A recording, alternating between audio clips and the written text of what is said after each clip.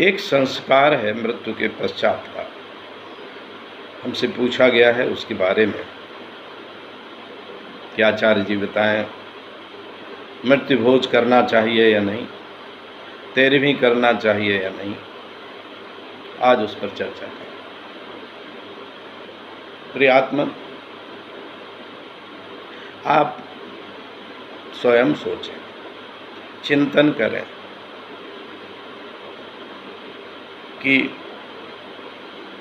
मृत्यु भोज 13वीं करते क्यों हैं? किसी ने कहा कि मृतक की आत्मा की शांति के लिए करते हैं। तो क्या मृतक की आत्मा कहीं विचर रही है, कहीं इधर उधर फिर रही है, स्वर्ग नरक के जंजाल में फंस रही है? ये धारणाएं अपूर्ण है, अबौद्धिक है, अविज्ञान। आत्मा और परमात्मा एक है। जब शरीर से आत्मा के रूप में जो शक्ति होती है बाहर जाती है, तो मृत शरीर यहीं रह जाता है और आत्मा परमात्मा में लीन हो जाती है। उसका पुनर्जन्म नहीं होता है।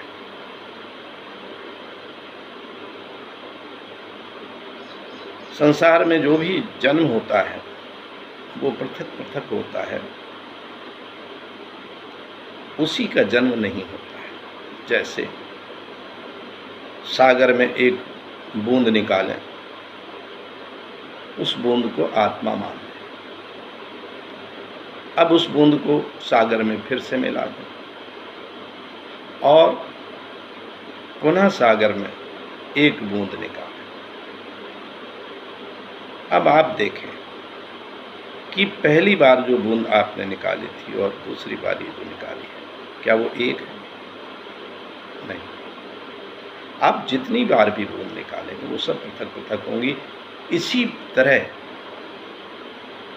ब्रह्म में लीन आत्मा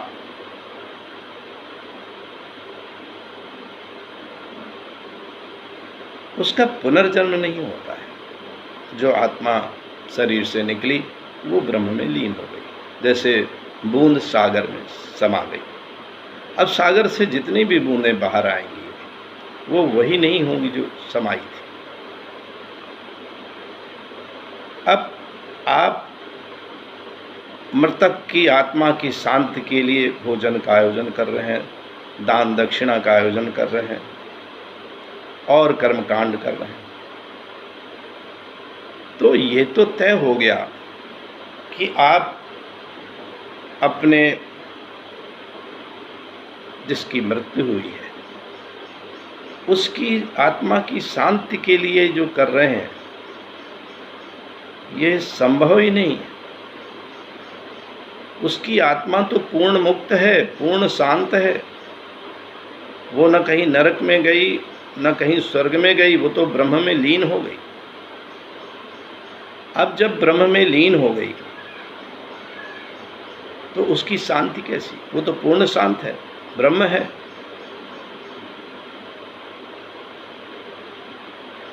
आप भटक रहे हैं कि आपकी दान देने से उसको शांति मिलेगी, भोजन कराने से। ये आपके सामाजिक रीति रिवाज बन गए हैं, इनको समाप्त करना होगा और पूर्णतः समाप्त करना होगा। आप शोक सभा कर सकते हैं, मृतक के गुणों को याद करें, उससे समाज प्रेरणा ले और मृतक के परिवार को सांत्वना दें। हो सके कई ऐसी स्थितियां होती हैं जहां मृतक ही उस परिवार का सहारा था, उसकी आर्थिक मदद करें, आर्थिक सहयोग करें। ये मानवता होगी, ये मानव धर्म भी होगा। तो मेरे बौद्धिक मिशन के साथी, आप बहुत ही वैज्ञानिक सोच रखते हैं, आप बौद्धिक सोच रखते हैं, आप लोगों को समझाएंगे कि नहीं, हम इस कर्म कांड को नहीं करेंगे, शांति के लिए एकत्रित तो होंगे, लेकिन गिद्धों की तरह भोजन नहीं करेंगे। मृतक के समय गिद्धों का व्यवहार देखिए, वो मृतक को खाते हैं, मृत पशु को खाते हैं। क्या मनुष्य उसी प्रजाति का हो गया है? वो मृतक को नहीं, मृतक के परिवार वालों पर बोझ बन करके उसको तिल तिल करके मारता है, उसे दान लेता है, उसे दक्षिणा लेता है। ये बहुत ही पाप है।